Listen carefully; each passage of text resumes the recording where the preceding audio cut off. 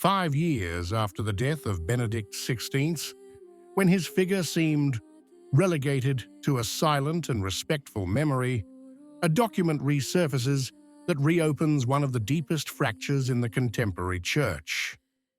Not a public speech, not a magisterial text, but a private letter, never published in its entirety, which no one had spoken about openly until recently. It was not an official statement from the Holy See that brought it to light, but rather the work of several European ecclesiastical observers, particularly the Info Vaticana portal, which in mid-January reported the existence of this document, attributing it to 2021 and addressed to the then Archbishop of Munich and Freising, Cardinal Reinhard Marx. The news didn't make a sensational splash. There was no news agency announcement, no press conference.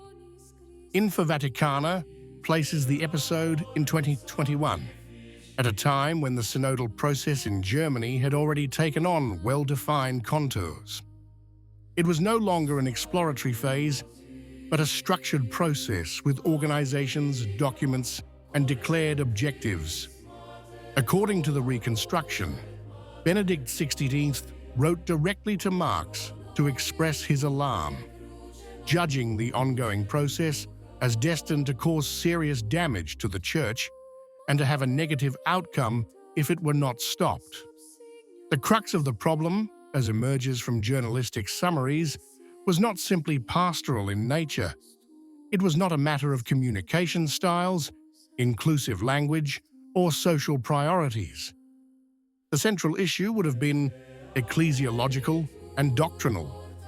The letter would have warned against a method that effectively introduces the majority principle into areas that, in the traditional Catholic vision, cannot be put to a vote. Doctrine and morality, from this perspective, do not derive from consensus, but from revelation and its transmission over time. The sources cited by Info Vaticana insist on a precise point. Benedict's concern was not about a single proposal, but the overall architecture of the German synodal project. In particular, the provision for a permanent synodal conference composed of bishops and lay people with equal decision-making power, endowed with the power to decide by majority vote on doctrinal and disciplinary guidelines, and also intended to manage the considerable economic resources of the Church in Germany. Here, the problem takes on a further dimension, not just doctrine, but also power and money. The concentration of these elements in an organism that does not respond directly to the traditional hierarchical structure is read in the letter attributed to Benedict as a paradigm shift, not a simple adaptation, but a transformation of the very way in which the Church understands and governs itself. According to journalistic reconstructions, the Pope Emeritus also expressed fear that this model would not remain confined to Germany. The underlying idea was said to be a contagion effect.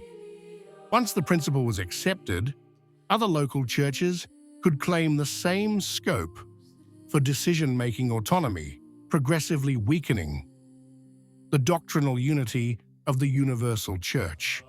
In this sense, the German synodal process would not be seen as an exception, but as a laboratory. A striking element, which is underlined by the sources, is the reaction, or rather, the non-reaction of the letter's recipient. There has been no public response from Cardinal Marx. No denial, no clarification, no distancing. Silence, in this case, becomes an integral part of the story, not as definitive proof, but as evidence of real tension at the top of the German Church. Info Vaticana links this episode to another element that emerged later: the publication in Germany of the report on abuse commissioned by the Archdiocese of Munich, in which Benedict XVI was heavily criticized.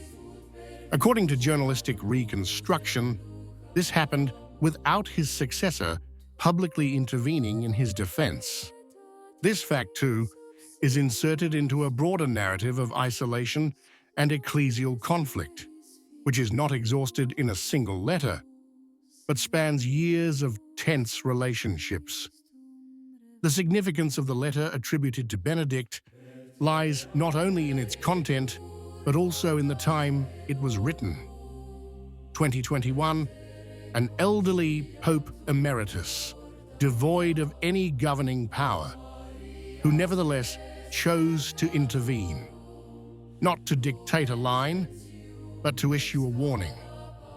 It is a gesture that, according to the sources, takes on the character of a final act of theological responsibility, rather than a political maneuver. This warning is consistent with the thought of Ratzinger, who for decades insisted on a fundamental point. The Church is not a federation of autonomous local communities, but a universal reality that precedes its historical articulations. In this vision, unity is not the result of compromise, but the fruit of a shared, received, and preserved faith. The letter, as reconstructed, seems to recall this very principle. It does not deny the legitimacy of discussion nor the importance of listening. But there is a clear limit. What pertains to the substance of faith cannot be redefined based on cultural context or sociological consensus. It is here that the deepest rift between two visions of the Church emerges.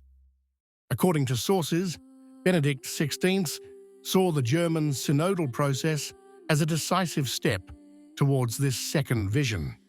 And for this very reason, he spoke of a process destined to end badly.